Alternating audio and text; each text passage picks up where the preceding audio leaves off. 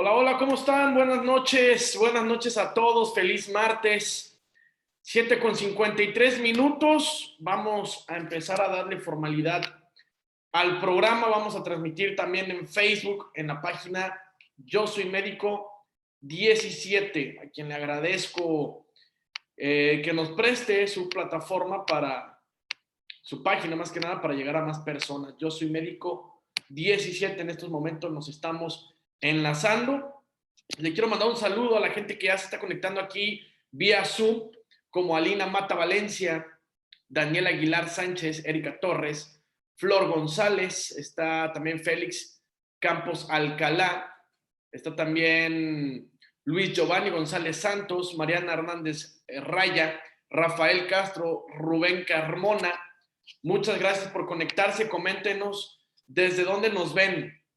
Hoy tenemos un gran tema de la mano de la doctora Yaniret Pineda Serrano, y también tendremos a nuestro gran mentor, como todos los martes, Jorge Montalvo, a quien en estos momentos lo estoy haciendo panelista y coanfitrión para podernos ver, poder dialogar minutos antes de entrar a programa. Buenas noches, Tony. Les agradecemos su tiempo.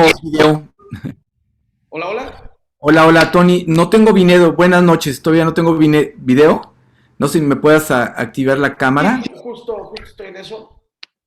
Y también de una vez, a ver si podemos hacer panelista a la doctora Erika Torres. Ya está ella conectada. Ok, ahí va, Erika Torres. A las demás personas que nos comenten desde dónde nos ven, los del Facebook, gracias por estar con nosotros, por acompañarnos. De verdad, nos hace muy felices el que estén aquí con nosotros. Ahí estamos ya todos. Ya están como coanfitriones. Erika solo tiene que aceptar la solicitud de coanfitriona.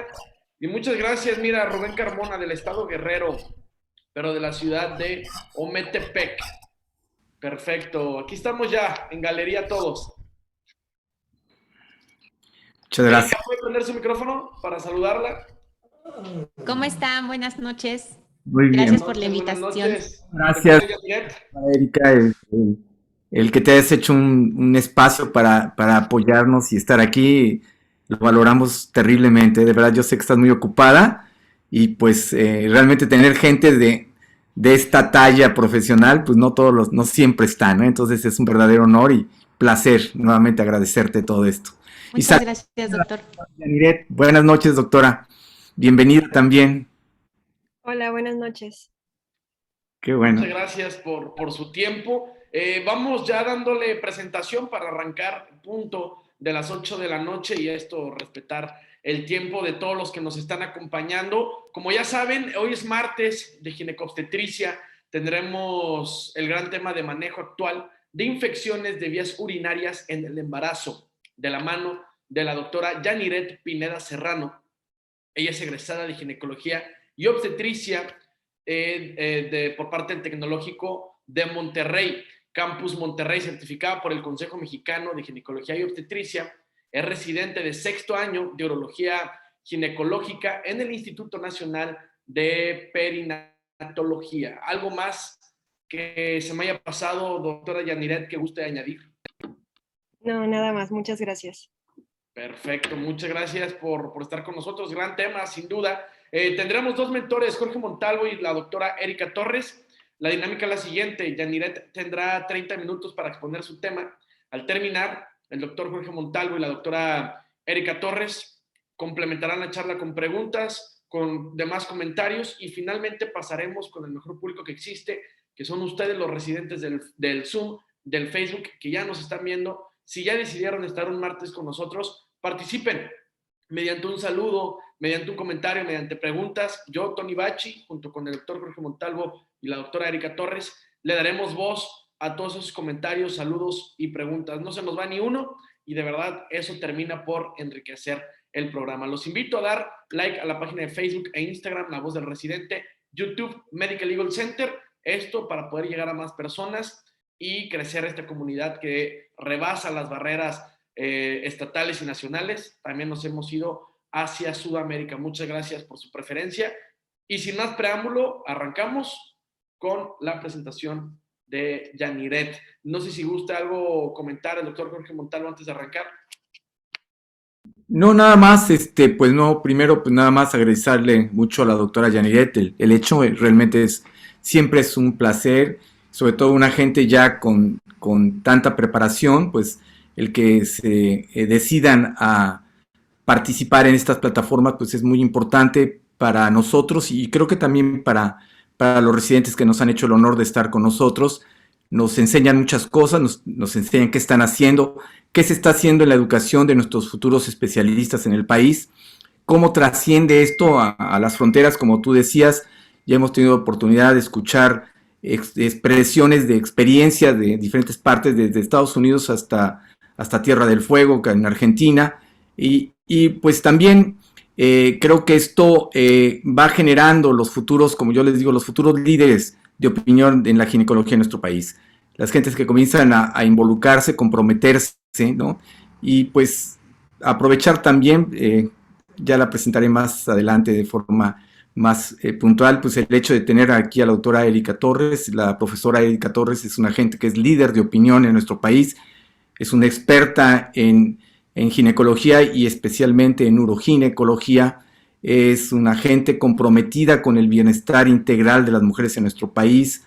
En fin, podríamos estar hablando mucho del currículum de la doctora Erika Torres, pero se nos iría toda la plática. Entonces, nuevamente a las dos, agradecerles. De veras es un placer contar con brillantes profesionistas, especialmente pues mujeres comprometidas con la medicina y con la salud de la mujer. Entonces, ambas dos, muchas gracias. Y pues, doctora Yaniret, pues ahora sí, el foro es suyo. Muchas gracias. Gracias. Bueno, hola, muy buenas noches. Vamos a empezar con el tema sobre infección de vías urinarias en el embarazo. Los objetivos de esta plática serán describir los cambios anatómicos y fisiología del embarazo en el tracto urinario, conocer el panorama actual de la infección de vías urinarias a nivel mundial y en México, reconocer los factores de riesgo para el desarrollo de las infecciones de vías urinarias y sus clasificaciones, identificar las diferentes etiologías y las pruebas diagnósticas, describir los resultados adversos según su afectación y finalmente identificar el adecuado tratamiento para esta patología. Como sabemos, una infección de vías urinarias es la invasión del tejido urinario por diversos microorganismos, induciendo una respuesta inflamatoria.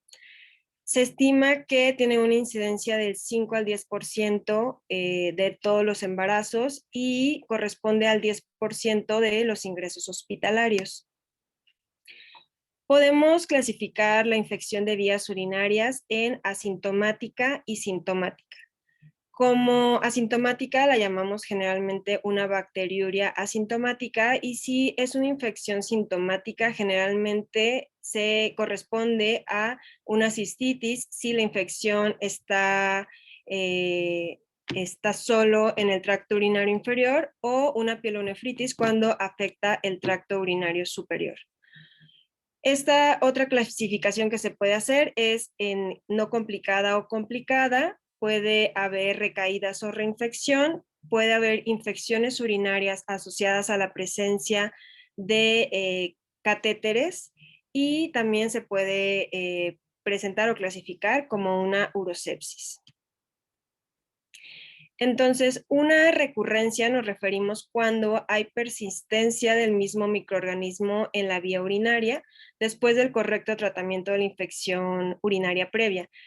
Generalmente pueden ser 2 o más infecciones en 6 meses o más de 3 infecciones en un año y aparece antes de las primeras 2 semanas de haber finalizado el tratamiento previo.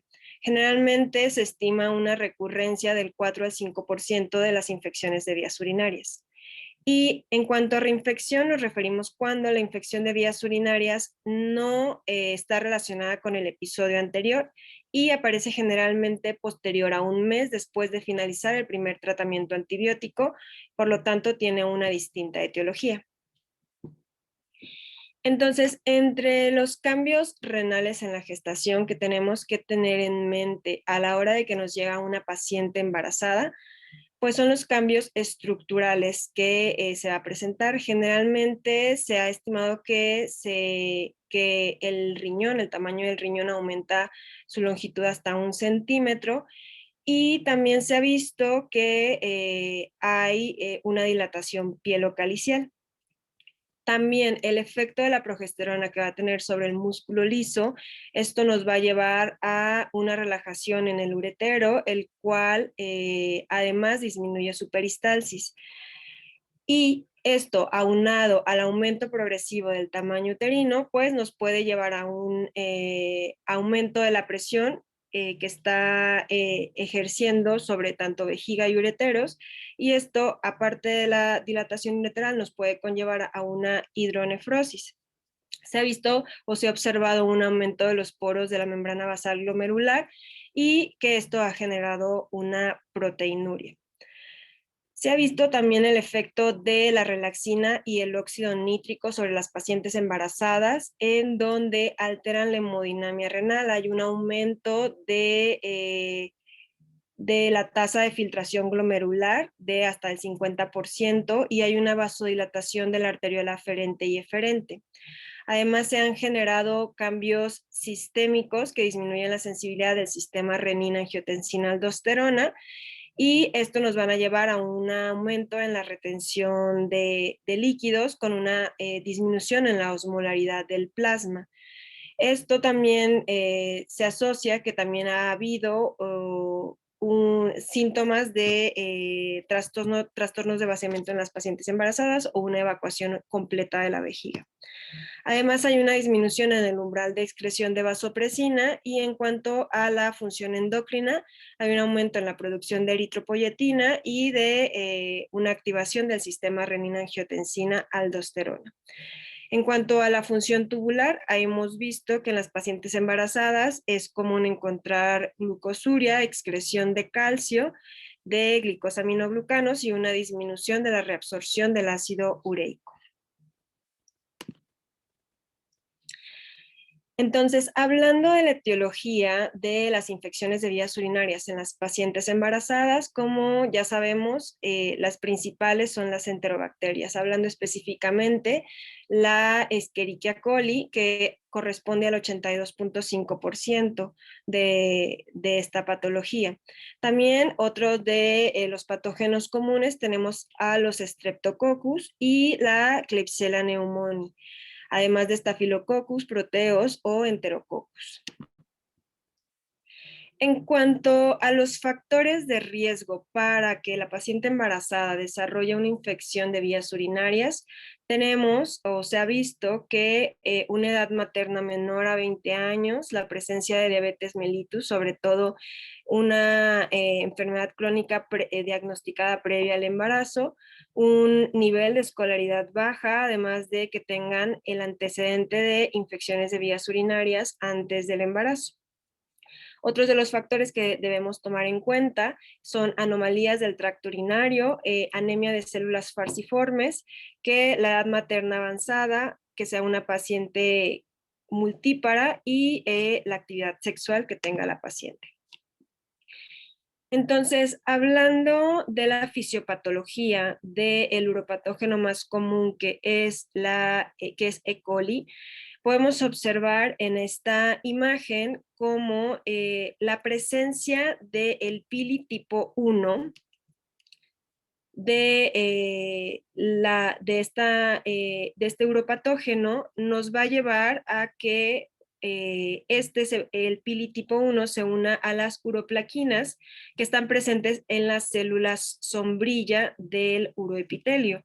Esto es algo muy importante, ya que esta unión, además de la actividad de la familia Rho dentro de las células, nos va a ayudar a que se active o haya un cambio en la formación de actina, y esto va a ayudar a la internalización del uropatógeno, y que una vez dentro de las células va a poder sobrevivir y se va a poder desarrollar. De hecho, una vez que está dentro de las células en el citoplasma, es más fácil para este uropatógeno reproducirse, y muchas de las células, de los uropatógenos que se reproducen dentro de la célula pueden ser exfoliados fuera del uroepitelio y después ingresar nuevamente para completar su ciclo, o pueden quedarse en un mecanismo quiescente dentro de la célula. Entonces, además de la exfoliación que se lleva a cabo, la toxina alfa hemolítica que tiene este uropatógeno va a ayudar a la formación de poros y a la lisis celular, y con esto, como podemos ver en la imagen, va a haber una expulsión de hierro y asimismo la adquisición de nutrientes del uropatógeno para poder continuar con su ciclo de vida. Aquí podemos observar otro de los patógenos importantes en las infecciones del tracto urinario en las pacientes embarazadas, los cuales son muy similares a las de las pacientes no embarazadas. Y aquí podemos observar el Aproteus mirabilis, que en esta imagen está asociada a la presencia de un catéter, como pueden observar. El Proteus mirabilis tiene un pili que es manosa resistente, y este pili manosa resistente en el catéter va a permitir la formación de cristales y además de la formación de una biopelícula que lo va a proteger contra los mecanismos de defensa del cuerpo, contra los neutrófilos, para impedir ser eliminado del catéter y poderse continuar reproduciendo y generar una infección de vías urinarias. Finalmente tenemos la fisiopatología del Enterococcus fecalis. Este también en esta imagen está asociada a la presencia de uno de los catéteres, y al encontrar como el uropatógeno al Enterococcus fecalis, generalmente este se debe a el mecanismo de inserción del catéter. Entonces, este también tiene un mecanismo en donde por la precipitación de fibrinógenos sobre el catéter es lo que va a ayudar a que haya una reproducción del Enterococcus, y que con esto se genere la infección de vías urinarias y no sea eliminado por los neutrófilos de nuestro cuerpo. Pasando ahora a las patologías específicas de la clasificación que tenemos acerca de la infección de vías urinarias en el embarazo, hablaremos sobre la bacteriuria asintomática. Entonces, la bacteriuria asintomática es la presencia de bacterias en la orina en cantidades significativas en ausencia de una sintomatología urinaria. Esta bacteriuria se ha visto que tiene una incidencia del 1 al 5% en mujeres posmenopáusicas y del 2 al 10% en mujeres embarazadas. En este artículo del 2014 se valoró la prevalencia de los factores de riesgo de la bacteriuria asintomática en pacientes embarazadas de bajo riesgo. Entonces, es un estudio retrospectivo de cohorte multicéntrico que se realizó desde el 2011 al 2013. Se hizo un tamizaje en 5.500 embarazos de bajo riesgo de entre las 16 y las 22 semanas, y en este estudio se reportaron 275 casos de bacteriuria asintomática en estos embarazos, concluyendo que esta tenía una incidencia del 5% que corresponde a la reportada previamente. En este estudio podemos observar también los factores de riesgo para que las pacientes embarazadas desarrollen la misma patología, es decir, un IMC mayor a 30, que las pacientes sean fumadoras, o que las pacientes tengan el antecedente de haber sido sometidas a alguna terapia de reproducción asistida. Se recomienda que el tamizaje para bacteriuria asintomática se realice entre las 12 y 16 semanas de gestación, que se realice en la primera visita de control prenatal que tengan las pacientes, se solicite un examen general de orina y un urocultivo. No se recomienda el uso de la tira reactiva debido a la sensibilidad y especificidad que ésta tiene. y se recomienda pues la presencia del urocultivo debido a que si este resulta positivo, el antibiograma nos ayude a guiar el tratamiento que se le va a dar a las pacientes. Entonces, para realizar el diagnóstico de bacteriuria sintomática, podríamos utilizar una tira reactiva en donde en lo que tenemos que enfocarnos es en los nitritos, en la esterasa leucocitaria y la esterasa, y en conjunto los dos. Entonces, los nitritos tienen una sensibilidad de hasta el 48% y una especificidad del 100% para una bacteriuria sintomática, mientras que la esterasa leucocitaria tiene una sensibilidad del 97% y una especificidad del 86%. En conjunto tienen una sensibilidad del 93% y una especificidad del 98%. Los nitritos en sí nos van a hablar de la presencia de las bacterias que van a producir los nitritos, y la esterasa leucocitaria nos habla más que nada de la presencia de piuria en la orina. Por lo tanto, la tira reactiva es capaz de detectar la presencia de hasta mayor a 105,000 unidades formadoras de colonia por mililitro en una muestra de orina. También podríamos utilizar para el diagnóstico un examen general de orina, en donde podemos observar piuria, bacteriuria o la presencia de esterasa leucocitaria y nitritos. La piuria tiene una sensibilidad del 68%, una especificidad del 87%, mientras que la bacteriuria tiene una sensibilidad del 78% y una especificidad del 97%. Juntos, la esterasa leucocitaria y los nitritos tienen una sensibilidad de hasta el 90% y una especificidad de hasta el 98%. Es importante tener en mente que en un examen general de orina en donde nos reportan más de 20 células epiteliales o que hay la presencia de bacteriuria, simpiuria o bacterias con un sedimento normal, esto nos puede estar hablando de que la muestra está contaminada. Y pues finalmente tenemos el urocultivo. El urocultivo, de acuerdo a la Sociedad Internacional de Enfermedades Infecciosas, la Sociedad Americana de Enfermedades Infecciosas en el 2019, nos habla que un urocultivo se va a considerar positivo si tiene unas unidades formadoras de colonias igual o mayor a 10 a la 5, es decir, 100,000, o incluso se pueden reportar de hasta 10 a la 8 unidades formadoras de colonias por litro o mililitro, dependiendo de cómo se ha reportado el mismo.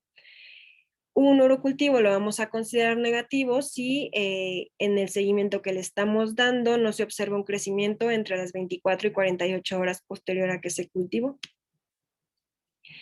Entre las complicaciones que tenemos para la bacteriuria sintomática, podemos tener el desarrollo de pielonefritis, podemos presentar un parto pretérmino, tener productos con bajo peso al nacer, es decir, menos de 2.500 gramos, o una bacteriuria persistente. Estas complicaciones se pueden evitar si se da un tratamiento, un diagnóstico y un tratamiento adecuado de la misma. Se hizo un estudio, este fue publicado en el 2020, acerca de si la bacteriuria sintomática se asocia a un cervix corto, a una disminución de la longitud cervical en las pacientes embarazadas. Y en este se observó que la longitud cervical media en ambas pacientes, tanto las que tenían bacteriuria sintomática como las que no, era de 44 milímetros. Pero se observó que en las pacientes que tenían una bacteriuria asintomática, hubo una disminución de la longitud cervical. Entonces, sí encontraron una relación. En estas pacientes no se observó un inicio de un parto pretérmino, porque ambos grupos, el parto, la edad gestacional al nacimiento fue de 38 a las 39.5 semanas.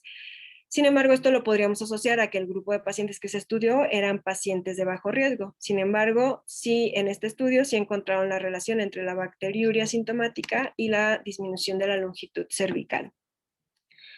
Algo importante también a considerar es las indicaciones para la profilaxis para estreptococo del grupo B. El tamizaje que realizamos generalmente es a las 36 o a las 37 semanas. Generalmente el 10% de la bacteriuria asintomática va a asociarse a este tipo de uropatógeno y lo podríamos encontrar en cualquier trimestre del embarazo. Generalmente se recomienda en pacientes que tienen un recién nacido previo con una enfermedad invasiva por estreptococo del grupo B o pacientes que el estatus es desconocido, pero que tienen antecedente de un nacimiento previo a las 37 semanas, que tiene ruptura prematura de membranas mayor a 18 horas, que tienen una temperatura, o sea, que tienen fiebre mayor a 38 grados, que tienen una PCR positiva o que desarrollaron una infección o tuvieron un tamizaje positivo para estreptococo del grupo B en un embarazo previo. Ahora pasaremos a hablar sobre cistitis aguda. La cistitis aguda es una inflamación aguda de la vejiga, principalmente de etiología infecciosa bacteriana. Afecta de 1 a 4% de los embarazos y 50% ya han tenido un episodio a lo largo de su vida. Los síntomas que van a presentarse en una paciente con cistitis aguda son disuria, urgencia, poliaquiuria, dolor suprapúbico y hematuria. Sin embargo, es importante mencionar que generalmente una paciente embarazada puede llegar con nosotros y tener urgencia y poliaquiuria debido al embarazo en sí o a los cambios fisiológicos que se están desarrollando. Por lo tanto, el síntoma en el que tenemos que enfocarnos o el que nos va a hablar, nos va a mostrar una bandera roja acerca de la presencia de una cistitis aguda es la disuria. ¿Cómo vamos a hacer el diagnóstico? Vamos a confirmarlo o vamos a tener una sospecha si tenemos síntomas urinarios y la presencia de piuria en el urianálisis. Y lo vamos a confirmar si tenemos los síntomas urinarios y además el urocultivo resulta positivo. Para el tratamiento de la cistitis aguda, en esta publicación del 2017 acerca de el tratamiento que se le daba a las pacientes embarazadas en el primer trimestre y buscaron una asociación con los defectos que podrían desarrollar estas pacientes de acuerdo al tratamiento antibiótico que se les daba. En esta publicación se encontró que la nitrofurantoína estaba asociada a labio paladar hendido, el trimethoprim con sulfamethoxazol estaba asociado a atresia esofágica y a hernia diafragmática, y las cefalosporinas le encontraron una relación con atresia o estenosis anorrectal. Por lo tanto, el tratamiento que se recomienda de acuerdo a la Sociedad Americana de Enfermedades Infecciosas es para la cistitis aguda, se puede dar fosfomicina 3 gramos vía oral dosis única, o podríamos utilizar cefalexina 500 miligramos vía oral cada 6 horas por 5 o 7 días. O si no encontramos ningún otro antibiótico o no es susceptible a ningún otro antibiótico o la paciente es alérgica y no podríamos dar ningún otro, podríamos utilizar nitrofurantoína 100 miligramos vía oral cada 12 horas por 5 a 7 días. Además, mencionan que se puede dar alguna penicilina como la amoxicilina, 500 miligramos vía oral cada 8 horas por 5 a 7 días. Se hizo este estudio en el 2019 acerca de la resistencia antibiótica en México en 47 centros de 20 estados diferentes durante un periodo de 6 meses. Este fue un estudio retrospectivo multicéntrico y el objetivo fue determinar la resistencia que tenían estos microorganismos implicados en las infecciones de importancia epidemiológica.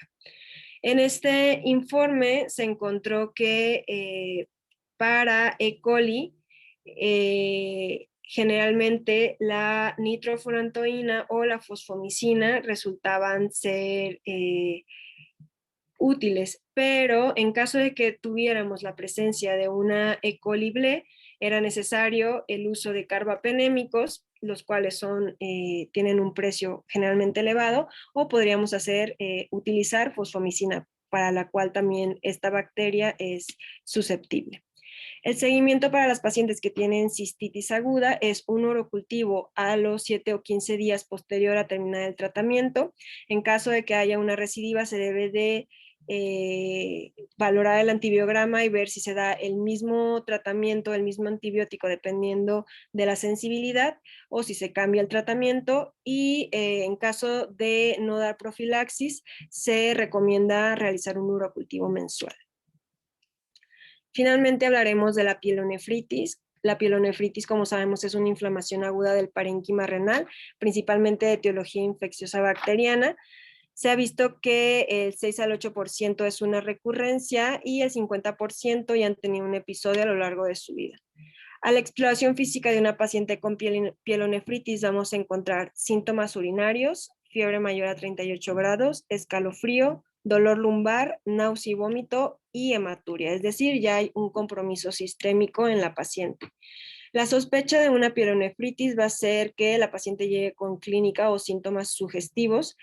Y en el ureanálisis, bueno, tenemos que realizar una tira reactiva o valorar el sedimento urinario y realizar urocultivo, laboratorios e imagen si es necesario para confirmar el diagnóstico, en donde vamos a tener una clínica sugestiva además de la bacteriuria. En los laboratorios tenemos que realizar una biometría hemática, además de una química sanguínea, y los estudios de imagen no se recomiendan de primera línea.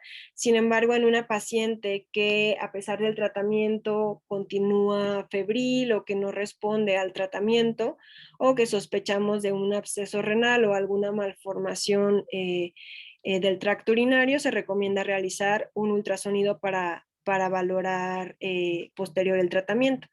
Los estudios de imagen también están recomendados en pacientes que sí tienen el antecedente de alguna malformación o que tienen alguna enfermedad agregada. Los diagnósticos diferenciales que debemos de tomar en cuenta en una paciente que sospechamos pielonefritis: enfermedad pélvica inflamatoria, endometriosis, litiasis renal, apendicitis, trombosis de la vena renal, pancreatitis, colecistitis, neumonía lobar basal o desprendimiento de prematuro de placenta normo inserta.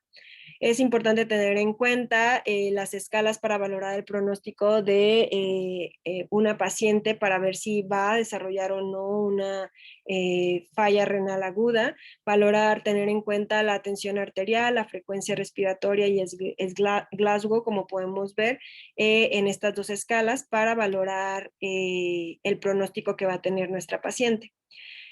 ¿Cuándo vamos a decidir ingresar a una paciente? Se recomienda generalmente que una pielonefritis se atienda intrahospitalariamente.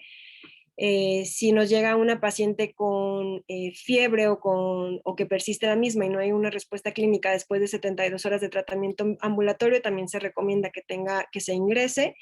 Pero si tenemos también una paciente mayor a 24 semanas que tiene fiebre mayor a 38 grados, presenta datos de sepsis, deshidratación, amenaza de parto pretérmino, pielonefritis recurrente, que tiene alguna comorbilidad agregada, que tiene intolerancia a la vía oral o fracaso al tratamiento ambulatorio, debemos de ingresarla. Y el tratamiento que se recomienda para la pielonefritis es ceftriaxona de 1 a 2 gramos cada 24 horas, intravenoso o intramuscular, y en caso de que sea alérgica a beta-lactámicos, dar gentamicina 80 miligramos cada 8 horas.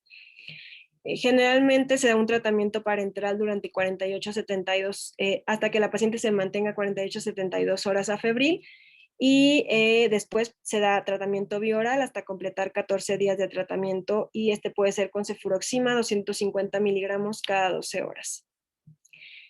Se hizo este estudio que se publicó en el 2014 acerca de cómo respondían las pacientes a un tratamiento ambulatorio. El objetivo era determinar el desenlace de los manejos ambulatorios versus el hospitalario. Se incluyeron 246 pacientes con pielonefritis aguda y se vio que 13 de las pacientes que se les dio tratamiento ambulatorio de las 46 requirieron una hospitalización. y de las 46 que se internaron, solo 6 cambiaron a tratamiento ambulatorio. Por lo tanto, en este estudio concluyeron que lo más recomendable es ingresar a las pacientes para darles un tratamiento parenteral.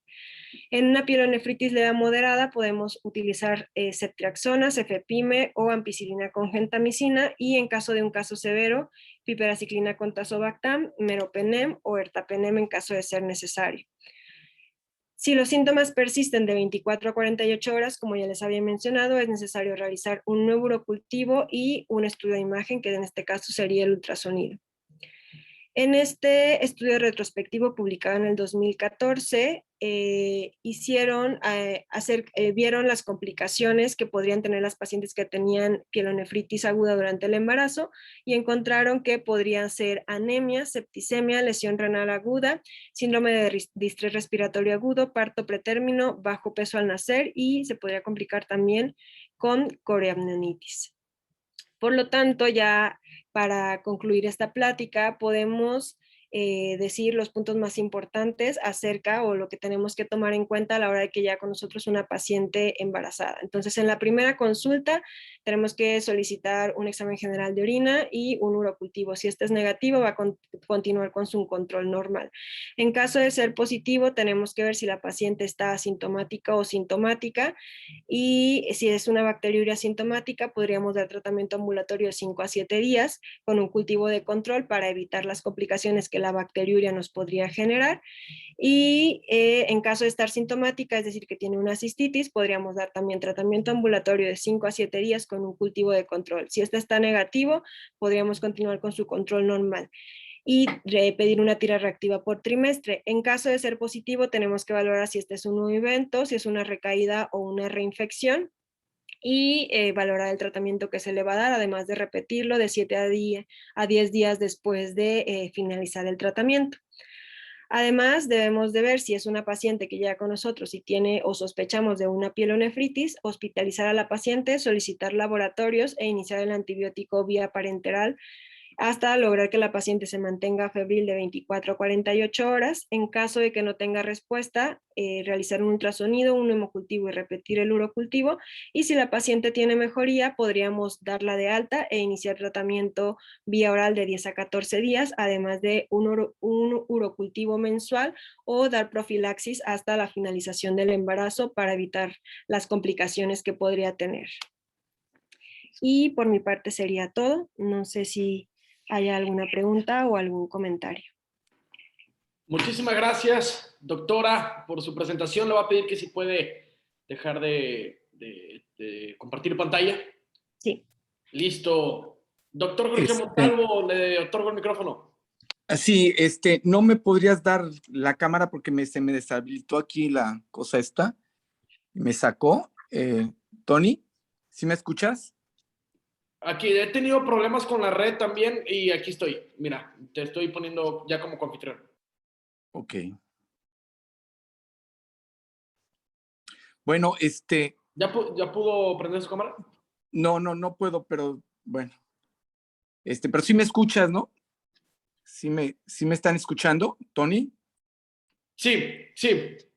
Bueno, pues pues nada, primero felicitar a Yanirés, realmente creo que es una brillante presentación, realmente la información de todo lo que sucede en esta etapa de la vida gestacional en la mujer, y todos estos eventos de los trastornos de las vías urinarias, desde la bacteria sintomática, la cistitis y la pielonefritis, creo que son importantes, son parte del día a día de nosotros. Es decir, generalmente queremos pensar que casi lo sabemos todo porque vemos tanta patología de este tipo, que realmente a veces se nos olvida lo complejo que es y lo frecuente que es, y el impacto que tiene en la calidad de vida de esa mujer y el riesgo que implica para su propia gestación.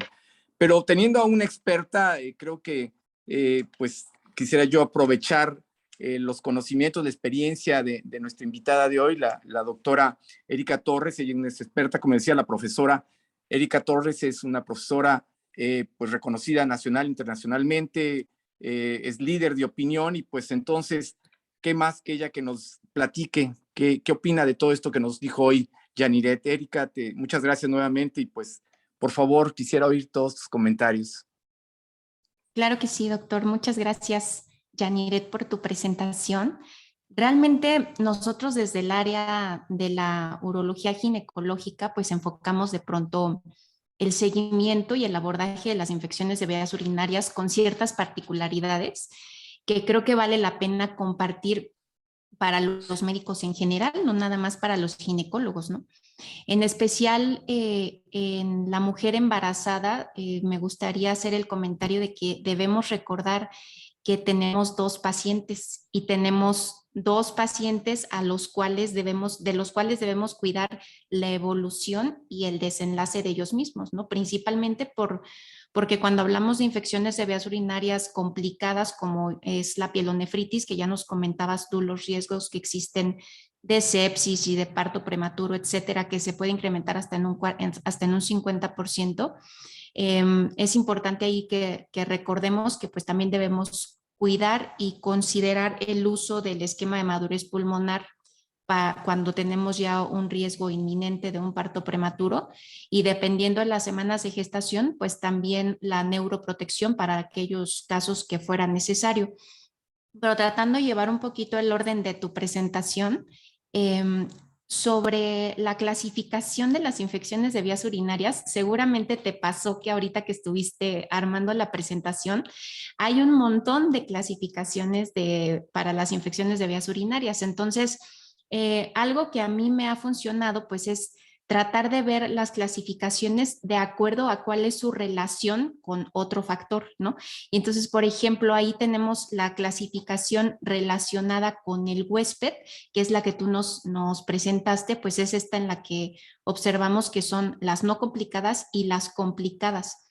Consideremos que dentro de las complicadas, pues ahí tenemos ya a la mujer embarazada. Entonces, ya de base, una mujer embarazada que tiene una infección de vías urinarias ya la debemos considerar y tratar y dar el seguimiento como una infección de vías urinarias complicada. Sin embargo, hay una clasificación también muy interesante que da la Asociación Europea de Urología, que se llama la clasificación ORENUC.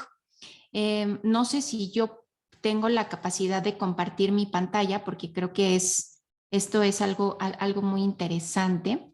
Aquí se las voy a poner. Ahí Perfecto. estoy. Sí. Entonces, para los que nos estén viendo ahorita, pónganle ahí captura de pantalla porque nos ayuda mucho a poder identificar sobre todo los factores de riesgo que puede tener alguna mujer cuando encontramos que tiene una infección de vías urinarias. Y entonces aquí están ahí está el micrófono abierto. Ahí. Sí. Sí. A ver.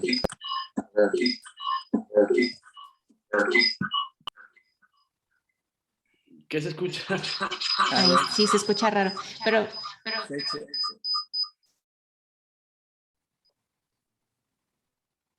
a ver, Listo, ahí ya ya se escucha muy bien. Sí. ya, adelante. Entonces les decía que esta clasificación nos sirve mucho porque nos ayuda sobre todo aquí en la columna de los ejemplos de cuáles son los factores de riesgo. Nos ayuda a poder identificar y clasificar, así poner en una cajita a la mujer a la que tenemos enfrente. Entonces no solamente nos quedamos como es complicada o no complicada. Empezamos a ver si tiene factores de riesgo, por ejemplo, para infecciones de vías urinarias de repetición, que muchas de las mujeres que vamos a ver en la consulta después ya embarazadas y sobre todo nosotros como uroginecólogos van a ser pacientes o mujeres que ya antes tenían infecciones de vías urinarias de repetición. Entonces, el tener esta tablita nos ayuda a poder identificar y buscar de manera más dirigida si esta paciente que tenemos enfrente tiene alguna otra particularidad a la que debemos tenerle especial cuidado, ¿no? Entonces, solamente con respecto a lo que tú nos compartías de las clasificaciones, esa sería uno de mis comentarios. Sobre los cambios fisiológicos de la gestación, nos decías tú también, ya ahí presentaste de una manera padrísima la explicación de cómo se da el mecanismo de la fisiopatología, que creo que quedó súper claro de manera visual también. Y solamente pues recordar que estos cambios fisiológicos se van a presentar en el 90% de las mujeres embarazadas, ¿no? Entonces, casi en todas, en la mayoría, y que ahí pues la gran culpable siempre va a ser la progesterona. Y algo interesante es que debemos recordar que de manera fisiológica vamos a tener una estasis urinaria por todos los cambios que tú ya nos explicaste hace un momento. Y de estos cambios, algunos muy específicos interesantes, es que la presión intravesical se va a incrementar, la capacidad vesical se va a incrementar, la estasis a nivel de todo el trayecto ureteral va a estar expresada de manera tan importante que se sabe que puede tener la retención y la capacidad de retención de entre 90 a 200 mililitros de orina solo en el trayecto ureteral. Entonces, si nosotros combinamos todos estos factores, pues tenemos una gran posibilidad de que estas mujeres embarazadas tengan reflujo vesicoureteral, que sabemos que es un factor de riesgo para infección de vías urinarias de repetición. Entonces, todos estos factores los debemos de considerar para cuando veamos a las mujeres embarazadas en nuestra consulta, que recordemos que como tú bien nos dijiste, todas deben de llevar un examen de orina cuando nosotros las conocemos, todas las mujeres, por una particularidad muy especial que tú ya nos compartiste, que es la bacteriuria asintomática, ¿no? Y aquí te quiero hacer una pregunta. ¿En qué momentos de la vida tú tratarías una bacteriuria asintomática? En este caso, bueno, en una paciente embarazada definitivamente la trataría porque se ha visto que en caso de no ser tratada, esta se puede complicar y no siempre evoluciona a una cistitis, sino que muchas veces puede evolucionar directamente a una pielonefritis. O en alguna paciente que tiene alguna malformación del tracto urinario, en alguna paciente diabética también trataría una bacteriuria asintomática y dependiendo de el cultivo, lo que me reporte y las unidades formadoras de colonias que me reporte el urocultivo, valorar si es necesario o no dar el tratamiento. Sí, de hecho, algo interesante es que debemos recordar que la bacteriuria asintomática solo se trata en la paciente embarazada y cuando vamos a hacer alguna intervención urológica. En la paciente embarazada, cualquiera que sea el panorama, como los que tú ahorita nos acabas de decir, ¿no? Si es diabética, si tiene alguna malformación, etcétera. Es decir, si tiene algunos otros factores de riesgo, además de estar embarazada, pero solo por estar embarazada, independientemente de los demás factores de riesgo que tenga, todas las mujeres embarazadas se deben de tratar. Y aunque no estamos hablando ahorita en las mujeres no embarazadas, es muy importante sí recordar que en las mujeres no embarazadas que tienen bacteriuria asintomática y, por ejemplo, las estamos viendo porque tienen infecciones del tracto urinario de repetición, en esas pacientes, si no está embarazada, no se tratan porque lo que se sabe es que aumenta el porcentaje de resistencia bacteriana. Entonces, mientras esté asintomática y encuentro bacteriuria, no está embarazada, no la trato. Está embarazada, todas las embarazadas las vamos a tratar independientemente del factor de riesgo que tengan, ¿no? Ya tú nos decías que, pues, que el tratamiento de la bacteriuria asintomática debe ser idealmente en un ciclo corto. Y aquí hay otra pregunta que es interesante, que es ¿cómo se clasifican los ciclos de antibiótico en las infecciones urinarias? Pues de acuerdo a la Sociedad Americana de Enfermedades Infecciosas, mencionan que los ciclos cortos pueden incluir desde una dosis, como en el caso de la fosfomicina, o de dosis de 3 días, 3 a 4 días, que sería un ciclo corto, o posteriormente, si es necesario, ya alargar el ciclo dependiendo del resultado del cultivo posterior, ya sería un ciclo largo de 7 a 10 días. Sí, justo en las guías nos dicen, bueno, pues dosis única, un día, ¿no? Ciclo corto, de 2 a 7 días. Un ciclo largo ya lo llevamos hasta 14 días y continuo hasta la resolución, que es ahí cuando hablamos, por ejemplo, de la profilaxis que ya nos explicabas. Entonces, importante, ¿Qué tipo de ciclo le vamos a dar a las mujeres embarazadas? Un ciclo corto.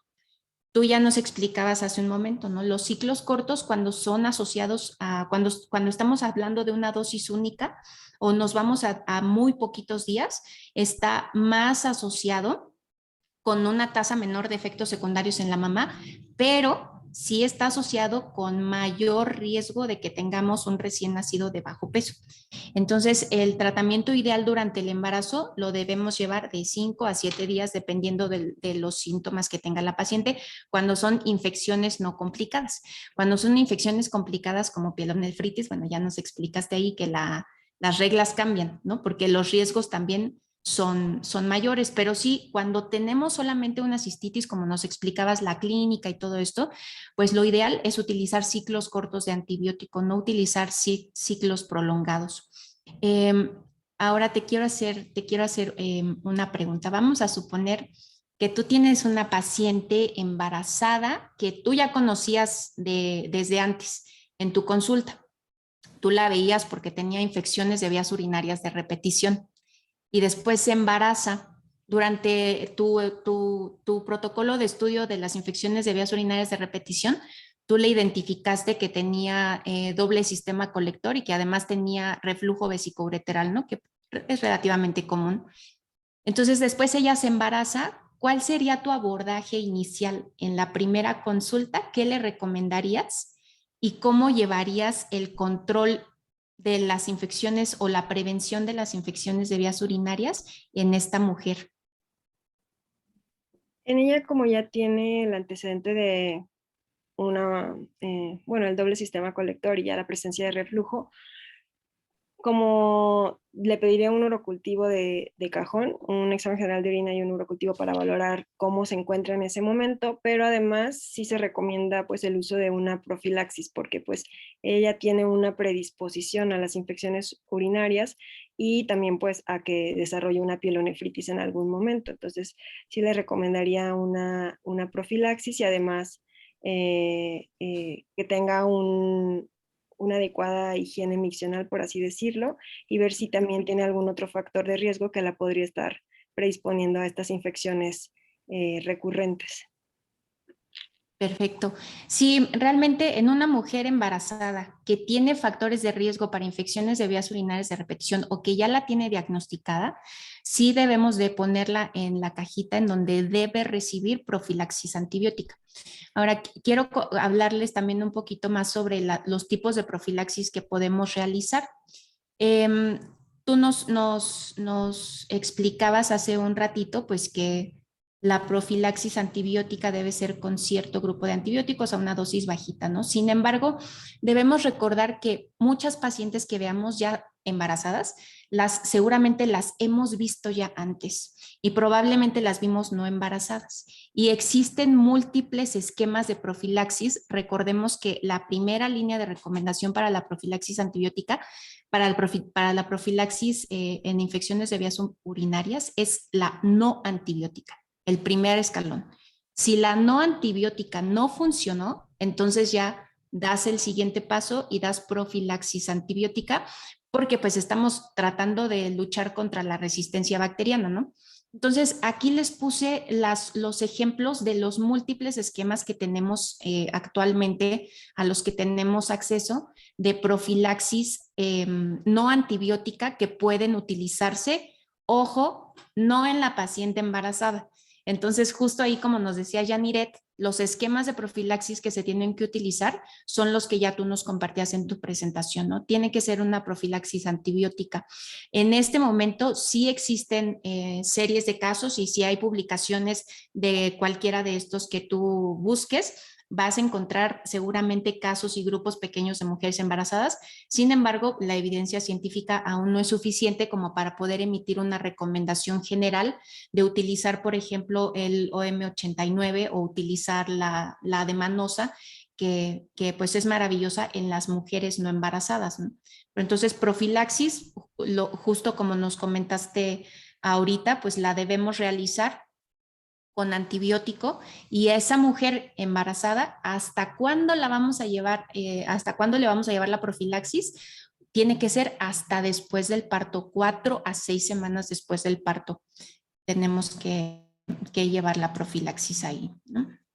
¿Qué otro comentario quiero hacerte? Algo interesante.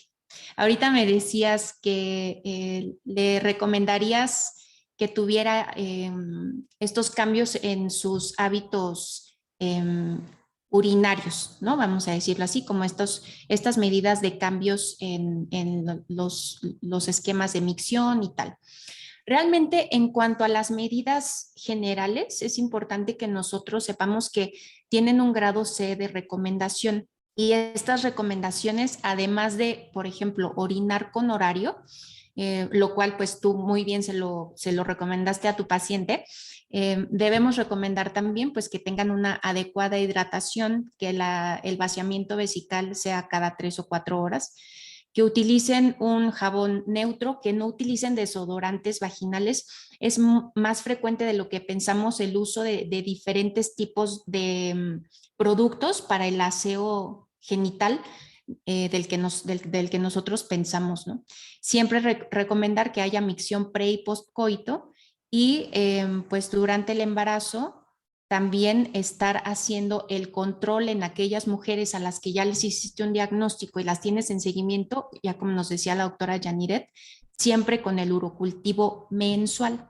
Urocultivo mensual, pensando en qué principalmente en la bacteriuria asintomática, porque esa bacteriuria asintomática sí puede tener consecuencias importantes durante la gestación. Entonces, a todas las mujeres embarazadas, siempre hacer un urocultivo de manera mensual. Y en cuanto a la pielonefritis, tú bien nos decías ya las complicaciones que se pueden presentar. Es muy importante que recordemos en especial pues 2 muy graves que tienen una mortalidad muy alta, que es la sepsis y el síndrome de distrés respiratorio del adulto. Entonces, consideremos a la pielonefritis, siempre ya nos decía Yaniret cuáles son los criterios de hospitalización, pero la debemos considerar de inmediato, estar muy alertas de los síntomas y recordar que en estas pacientes que tienen o han tenido una pielonefritis que es recidivante, por ejemplo, o un único episodio en mujeres que son nefrópatas, debemos de dar siempre profilaxis por el resto del embarazo. Entonces, tras terminar el esquema de antibiótico que hayan recibido, si tienen alguna malformación diagnosticada o tienen antecedentes de IBU de repetición, hay que dar el tratamiento profiláctico y, como ya les comentaba, pues prolongarlo más allá de las 4 a 6 semanas postparto, ¿no? Pues por ahora son mis comentarios, doctor. No sé si tenga usted algún comentario también o alguna duda. Tocaron puntos que son determinantes, ¿no? Yo lo que tenía, una de las preguntas que inclusive yo me hacía tenía que ver con lo que ya mencionaron tú y Yaniret respecto a la profilaxis. Creo que es muy importante.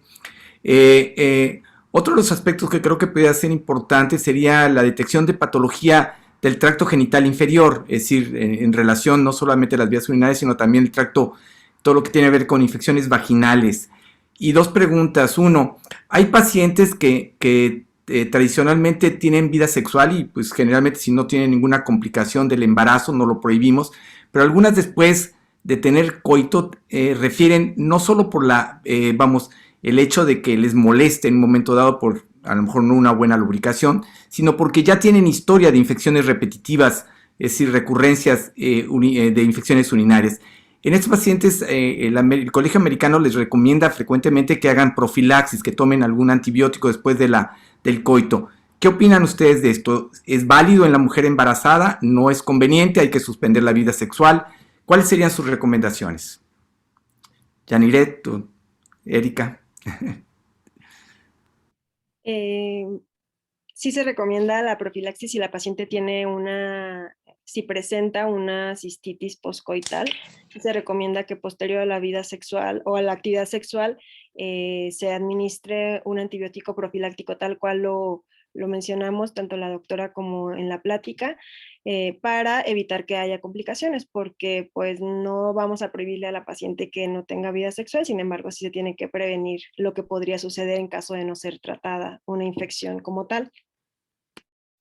Sí, sí, completamente de acuerdo con Yaniret. Ahí lo único es, tenemos una mujer que probablemente ya tenía desde antes del embarazo esta asociación entre actividad sexual e infección urinaria de repetición, que de hecho cuando hablamos de infecciones de la vía urinaria de repetición, en las mujeres jóvenes, digamos en las mujeres premenopáusicas, el factor de riesgo más frecuente es el coito. En las mujeres posmenopáusicas es el hipoestrogenismo. Entonces, en las mujeres premenopáusicas que tienen infecciones asociadas al coito, siempre debemos de recomendar una dosis de antibiótico que se prefiere amoxiclav. Sin embargo, ahí debemos hacer un ajuste durante el embarazo, pero son pacientes que ya lo tienen identificado desde antes de la gestación. Ahora, ahí más bien cabría como la cuestión de identificar en la historia clínica a esas mujeres que tienen ya historia o antecedentes de infecciones del tracto urinario de repetición desde la etapa antes de la gestación.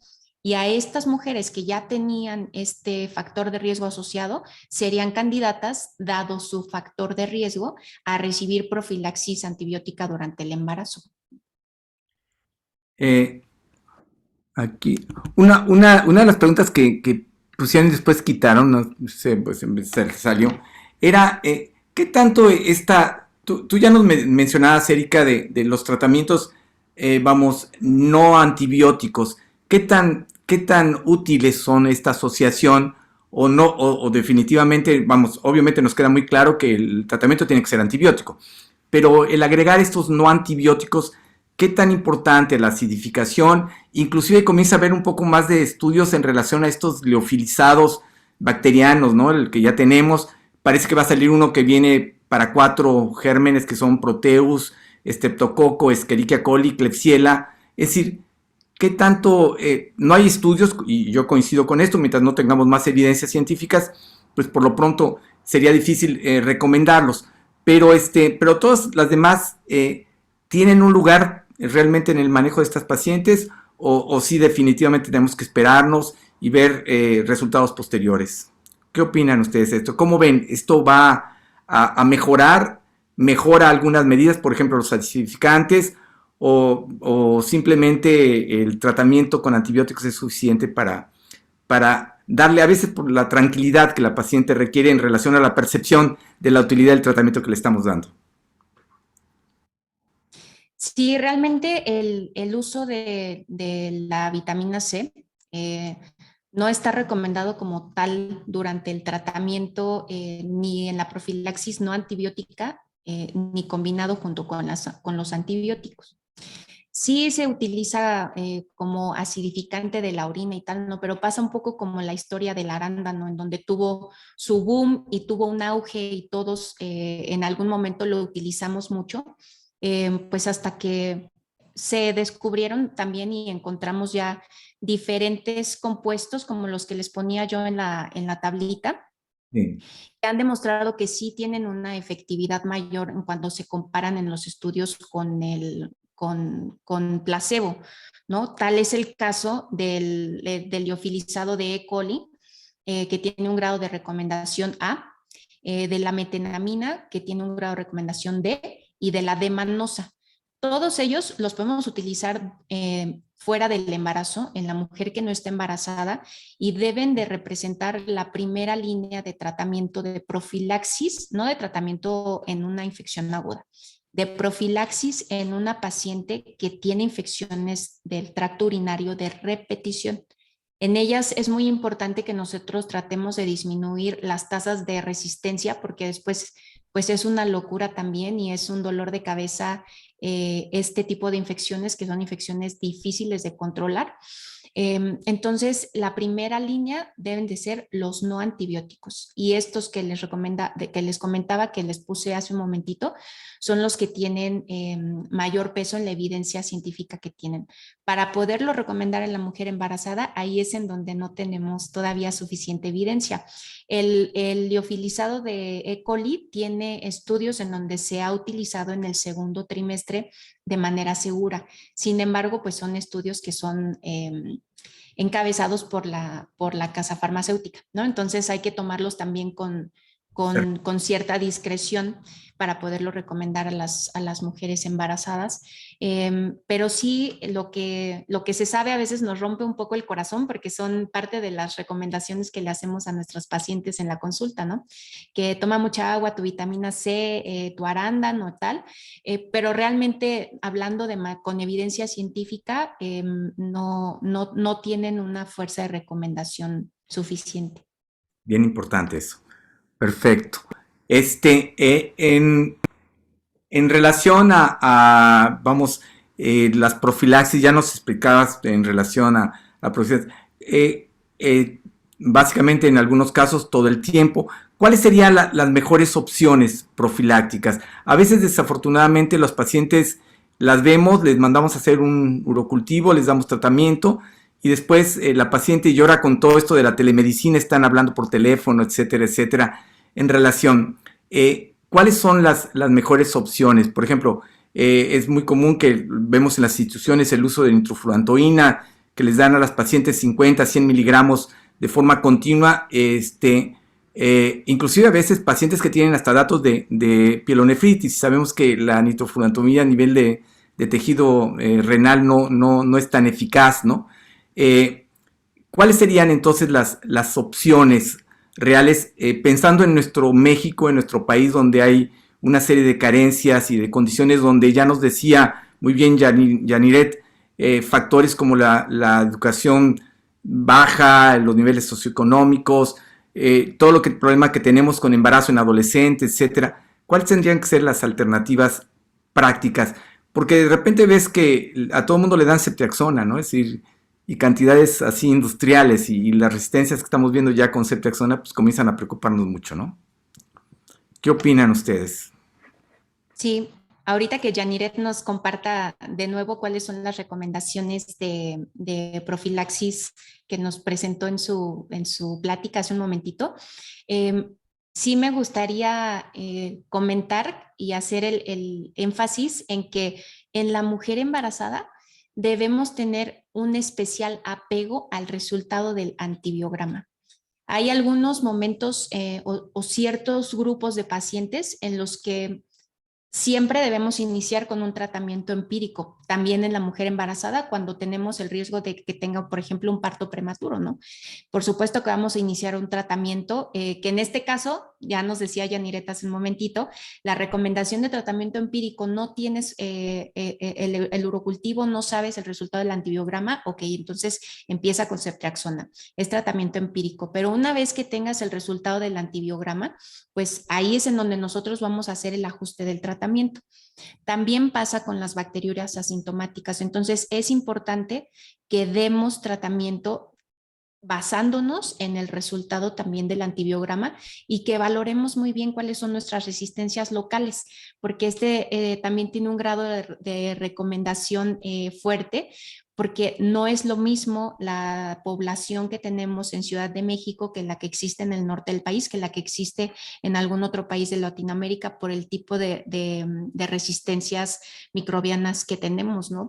Lo que se sabe, por ejemplo, es que para E. coli, pues en el caso de la bacteriuria asintomática existen registros de resistencias bacterianas de entre el 20 al 40%, por ejemplo, para AMPI y Amoxi. Entonces, pues es importante que nosotros conozcamos cuáles son las resistencias locales para que de acuerdo a eso y con base a las recomendaciones que ahora nos va a dar Yaniret, tomemos la decisión de cuál va a ser el antibiótico que vamos a emplear. Sí, generalmente, o bueno, las recomendaciones que hacían para la profilaxis como tal, mencionaban que era la nitrofurantoína, 50 miligramos cada 24 horas, o cefalexina, daban 250 miligramos cada 24 horas como tratamiento profiláctico más recomendado en las pacientes embarazadas. Como ya mencionaba el doctor, en caso de que fuera una infección de vías urinarias complicada, una pielonefritis, pues no se recomienda la nitrofurantoína, ya que esta sí tiene una adecuada concentración en orina, pero no actúa sobre los tejidos. Entonces, es algo que tenemos que tomar en cuenta en caso de que la bacteriuria sintomática evolucionara o a una pielonefritis o a una cistitis. A ver, tenemos aquí una pregunta, Erika Janiret, del doctor Jesús Ramírez. Cuando hablabas tú de realmente los diagnósticos diferenciales, me pone esto, realmente yo no tengo mucha experiencia al respecto de esto, por eso les pregunto a ustedes, ¿con qué frecuencia se encuentran complicaciones como divertículos de colon con fístula vesical en la recurrencia de las infecciones vías urinarias? No sé si ustedes hayan visto algo de esto. Yo en lo personal no tengo experiencia de ese tipo de complicación, de un divertículo complicado, fistulizado hacia vías urinarias. No sé si tú hayas visto algo, Erika.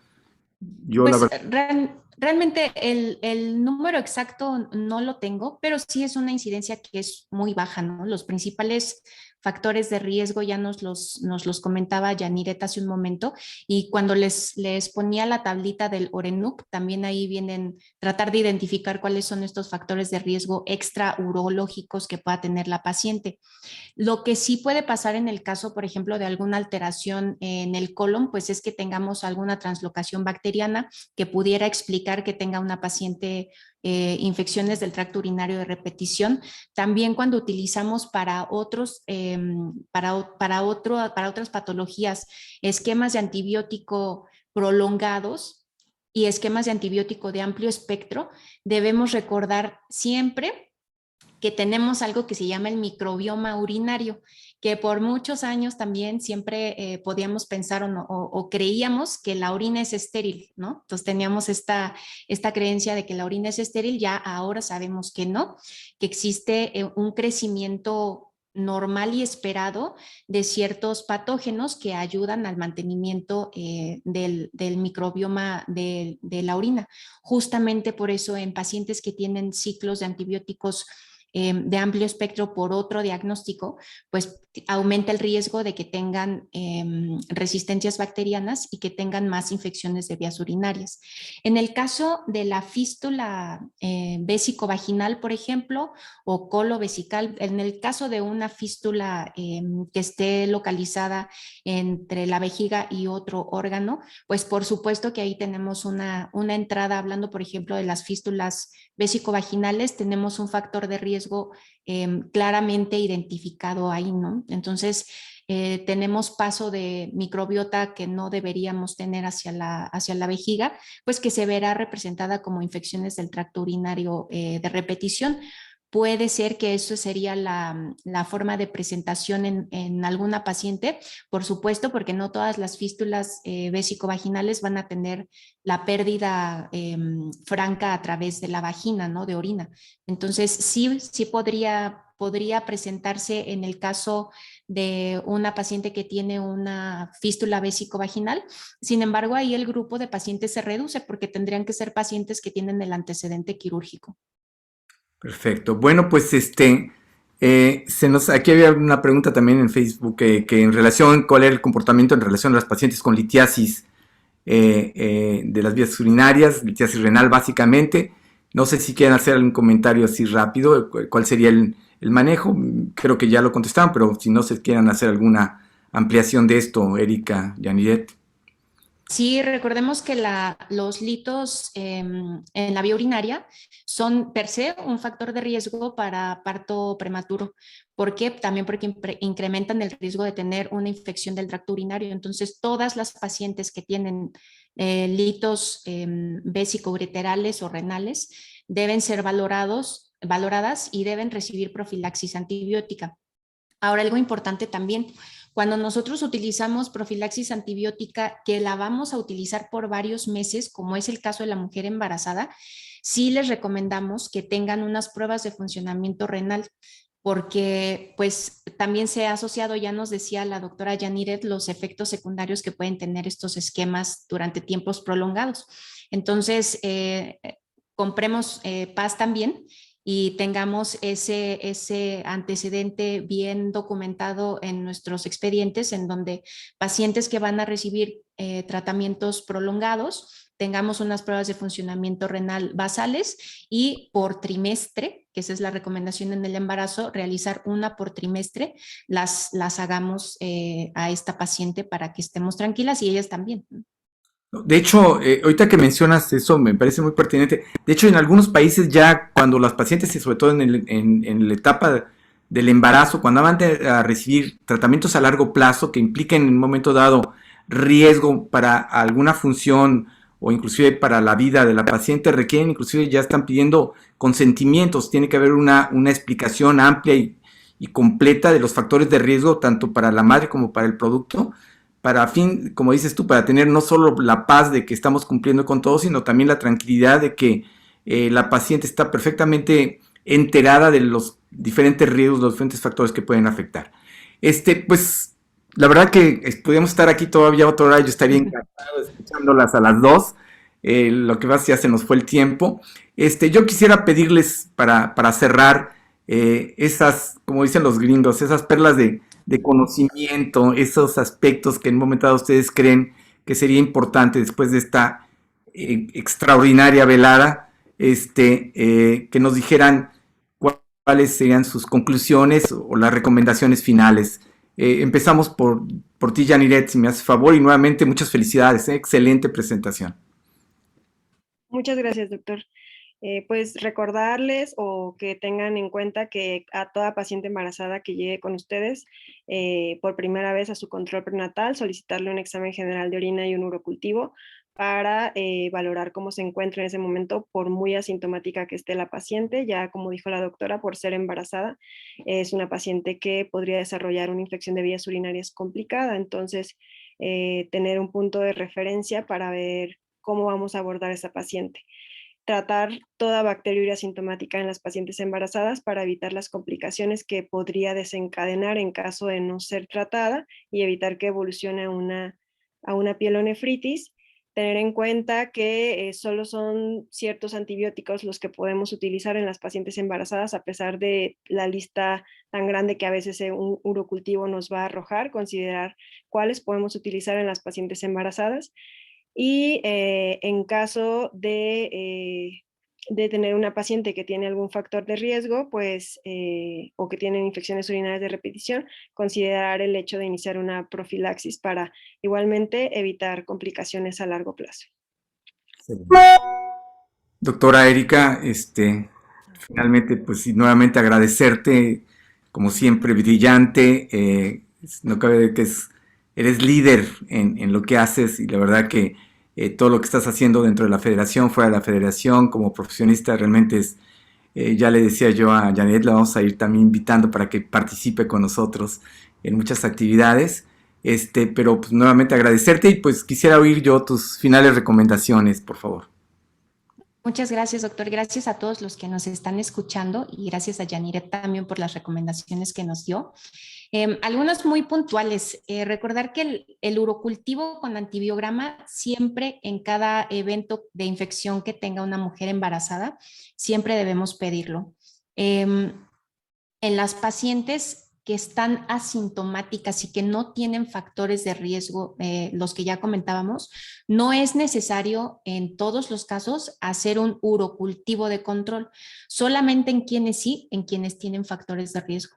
En esas pacientes siempre debemos hacer un urocultivo de control para asegurarnos de que ya no tenemos ningún patógeno ahí que nos delata.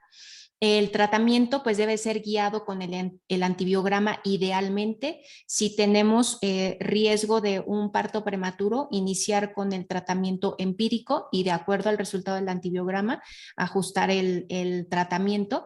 Recordar que la primera línea de tratamiento siempre es la que debemos de utilizar y procurar indicar ciclos cortos. Si yo tengo una cistitis, debo dar un ciclo corto, no llevármela hasta 14 días. Si tengo una cistitis, no hay motivo para darle ceftriaxona intramuscular ni gentamicina intramuscular. Dejemos ese grupo de antibióticos para las pacientes que tengan cuadros de infecciones graves como la pielonefritis, ahí sí. Pero en infecciones como cistitis, hagamos ciclos cortos. Hacer profilaxis en las pacientes que tienen infecciones de vías urinarias de repetición o que están embarazadas y tienen factores de riesgo identificables desde antes del embarazo. En todas esas mujeres debemos de dar profilaxis antibiótica durante toda la gestación y llevarlo hasta la 4ª o 6ª semana después del parto. Recordar que la pielonefritis pues tiene complicaciones muy importantes que afectan no solamente a la mujer con riesgo elevado de sepsis y síndrome de distrés respiratorio, sino que aumenta también la morbimortalidad neonatal. Entonces, de acuerdo al caso y a la edad gestacional, individualizar la aplicación de esquema de madurez pulmonar y de neuroprotección para los bebés. Y pues recordar que en este caso de infecciones de vías urinarias, cuando tenemos un desenlace que no es el que esperábamos, por ejemplo, en una pielonefritis que terminó en un parto prematuro, siempre la vía de resolución ideal o la que se debe de preferir es la vía vaginal, a excepción de que existan algunas particularidades ya por cuestión obstétrica, ¿no? Por indicación obstétrica, pero la vía de resolución ideal en una mujer que tiene una pielonefritis o que tiene una infección urinaria aguda será la vía vaginal. Y pues nuevamente agradecerles que me hayan invitado. Se me pasó volando el tiempo. Disfruté muchísimo la presentación. Muchas gracias. No, agradecidos todos nosotros, tanto para Yaniret, doctora Erika, pues la verdad que igual se nos fue el tiempo y la prueba es de que ya nos pasamos casi un cuarto de hora de esto porque realmente ha estado muy interesante. Agradecerles nuevamente a todos los que nos han hecho el honor de escucharnos y tener pues la oportunidad de poderles compartir los conocimientos de la doctora Yaniret Pineda y de la doctora Erika Torres, la profesora Erika, que como ya oyeron ustedes es una experta en el tema. Pues invitarlos, la voz del residente está abierta para todos los residentes que quieran, así como Yaniret, compartirnos sus experiencias, sus conocimientos, qué están haciendo, cómo lo están haciendo, porque finalmente todos aprendemos y todos podemos en un momento dado, pues poner nuestro granito de arena para que las cosas cada vez estén mejor en beneficio de nuestros pacientes y como diría un poquito la doctora Erika Torres, el hecho de tenerlos, de tener tranquilidad, tener paz. Es bien importante, ella siempre, hay una cosa que me ha dicho, decir, hay que acompañar, que seguir el proceso de evolución de nuestras pacientes y esto garantiza una atención de calidad y nos da pues la percepción de que estamos haciendo las cosas como queremos hacerlos, como verdaderos profesionales, como personas involucradas, conscientes de la importancia de lo que tiene pues una mujer y sus hijos y todo lo que trasciende en nuestras vidas esto. Entonces, están invitados, esperemos que pronto, tanto Yaniret como la doctora Erika pronto estén nuevamente con nosotros, agradecerles a todos ustedes por su presencia y si Dios no dispone otra cosa, nos vemos pronto. Un abrazote, que estén muy bien, cuídense mucho por favor y pues que pasen una buena semana, pronto nos vemos aquí dentro de 8 días. Muchas gracias, buenas noches. Gracias, buenas noches. Buenas Gracias, buenas noches. noches.